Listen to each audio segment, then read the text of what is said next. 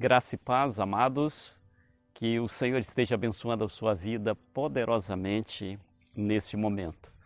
Nós vamos meditar sobre um personagem que a Bíblia fala, e não fala muito, mas ela traz grandes assuntos sobre esse personagem.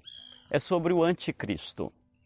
Não temos muitos dados e há muita especulação sobre esse assunto, mas nós queremos trazer algo não muito escatológico e nem muito teológico sobre esse personagem.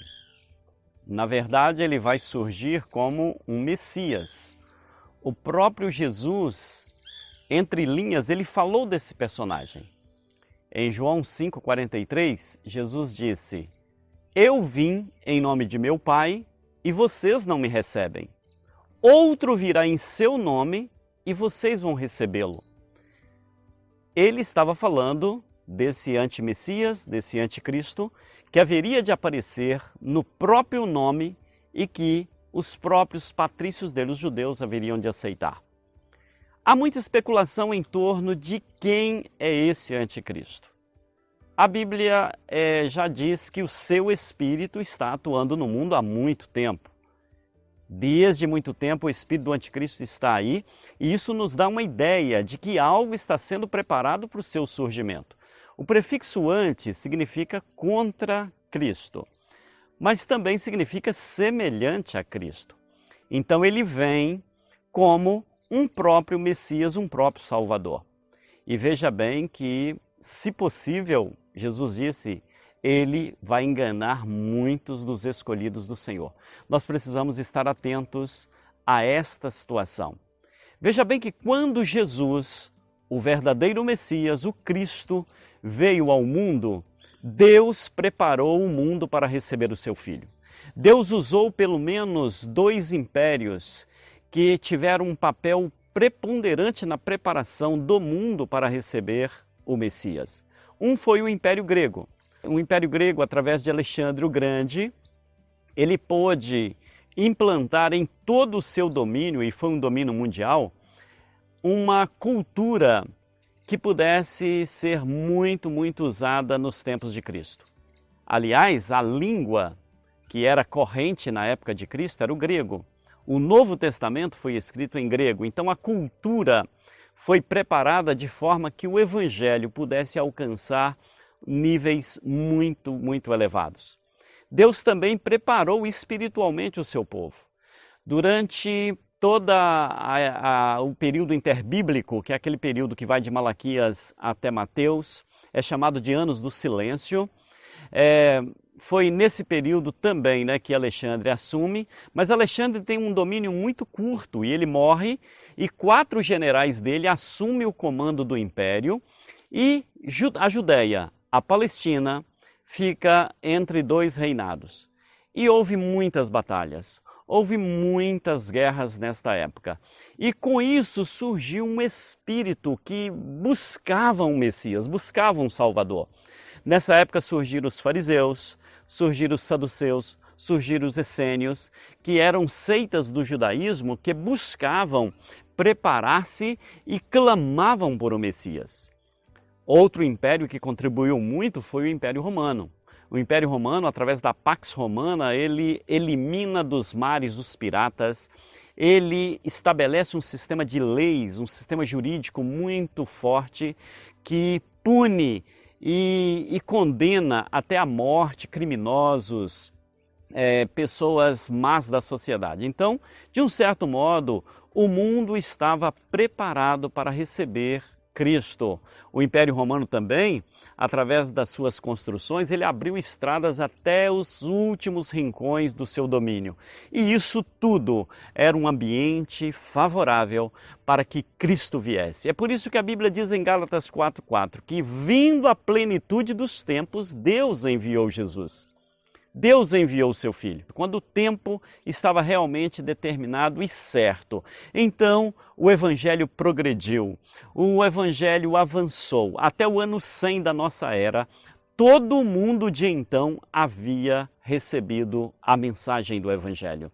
Então, foi algo maravilhoso que Deus fez. À semelhança de Cristo, o espírito do anticristo está preparando o mundo para o aparecimento do anticristo, do seu agente principal que vai ter um domínio também nesse mundo.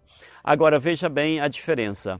Enquanto Deus preparou o mundo, organizando, colocando ordem, estabelecendo a paz, estabelecendo um ambiente todo sem conflito, um ambiente espiritualmente propício, o anticristo, o espírito do anticristo prepara o mundo justamente o oposto. Porque o caos é a plataforma para o anticristo surgir. Todas as necessidades mundiais, todos os conflitos mundiais, todas as guerras, todas as confusões, as pestes, todo o problema econômico é uma plataforma para que o anticristo se revele. O diabo, ele não organiza. O diabo sabe fazer as coisas só no caos. Então, no caos, aparecerá o anticristo. E aí nós precisamos prestar atenção e ver e saber o momento que nós estamos vivendo. Nós estamos vivendo momentos difíceis, momentos que o prognóstico é ruim. Não que eu esteja aqui como um profeta do caos, mas é uma realidade. Jesus, ele vaticinou os eventos do fim.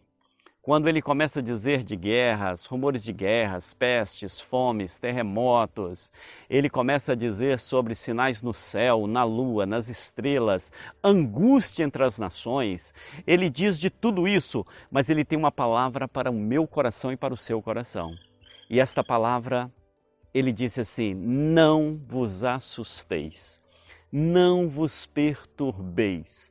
Esta é a melhor mensagem que nós podemos absorver para a nossa vida. Mesmo que os nossos olhos, que os nossos sentimentos contemplem à nossa volta o caos, e a gente sabe que o fim está mais próximo do que se pode imaginar, há uma esperança em nós, há uma palavra de ordem do próprio Senhor Jesus. Não vos assusteis. Não vos perturbeis. Paulo também, ele diz em 2 Tessalonicenses capítulo 2, que nós não podemos ficar perturbados. Porque o aparecimento do anticristo é um dos sinais de que Jesus estará brevemente voltando. Então, nós precisamos estar firmes na promessa que ele nos fez. A revelação do anticristo ao mundo é a conclusão de uma etapa de Deus. É a conclusão do tempo da igreja. Quando Paulo escreve aos Tessalonicenses a primeira carta, ele fala muito sobre a volta de Cristo. Em cada capítulo, ele termina o capítulo falando algo relacionado ao retorno de Cristo para buscar os seus escolhidos. E na segunda carta, ele escreve agora já corrigindo uma situação que surgiu naquela igreja. Por quê? Já que Paulo falou do arrebatamento, do aparecimento do dia de Cristo, muitos dos tessalonicenses pensavam: perdemos já o arrebatamento. E aí ele escreve a segunda carta e ele diz especificamente no capítulo 2 da sua segunda carta aos Tessalonicenses sobre o aparecimento do anticristo. Ele diz que o dia de Cristo não acontecerá sem que antes venham duas coisas. Primeiro, a apostasia, ou seja, o desvio da verdade, a rejeição e as costas que as pessoas viram para Cristo, abandonam a fé, é um abandono da fé. Isso nós já estamos vendo em larga escala. Pessoas que antes eram devotadas ao Senhor, hoje não ligam mais. E a cada vez nós vamos ver mais pessoas se desviando da verdade.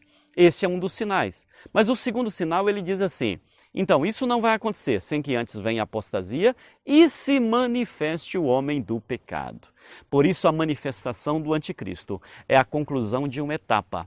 É a conclusão de um plano de Deus com a igreja, quando então o aparecimento dele vai fazer com que não haja mais nenhum sinal a ser cumprido. E aí sim, o retorno de Cristo vai acontecer. E aí sim, todas as promessas relacionadas à vida eterna que Deus promete àqueles que o amam, àqueles que abraçam o seu plano, vão se concretizar. Cristo voltará e esse momento será um momento de alegria, um momento de recompensa, um momento em que nós vamos ser manifestados com Cristo em glória, um momento glorioso que alimenta a nossa fé hoje, que alimenta-nos a esperança para um dia nós realmente estarmos com Cristo para sempre. Um pouquinho antes de Cristo retornar ao céu, depois do seu ministério aqui na terra, ele reúne os seus discípulos e diz: olha, não se turbe o vosso coração. Vocês creem em Deus? Crede também em mim. Na casa de meu pai há muitas moradas. Eu vou preparar lugar. Então, existe algo reservado muito melhor para mim e para você. Existe algo eterno. E é nessa esperança que nós vamos continuar. Não vos assusteis. Não assuste com as situações que estão acontecendo dia a dia. Não assustem com os problemas na política. Não assustem com os problemas econômicos. Não assustem com os problemas na saúde. Não assustem com os problemas religiosos, com as falsas religiões, com os falsos profetas. Não se assuste com isso. Não se perturbe com isso. Isto é sinal de que o mundo está sendo preparado para a vinda do anticristo. E quando ele aparecer, já não resta mais nada, só resta a trombeta soar e nós, os que estivermos preparados, sermos arrebatados ao encontro do Senhor nas nuvens. Que esta esperança seja o combustível para que nós continuemos em fé. Que esta esperança seja a âncora firme para que nós não sejamos abalados neste mar de iniquidade, neste mar tenebroso que nós estamos vivendo. Que Deus abençoe sua vida, que Deus abençoe seu coração, que você não se assuste, que você firme cada vez mais em Deus, firme em suas promessas, porque Jesus disse: passarão os céus e a terra, mas as minhas palavras não hão de passar. Ele voltará e nós vamos encontrar com ele. Fique na paz do eterno Jesus. Que o Senhor te abençoe poderosamente.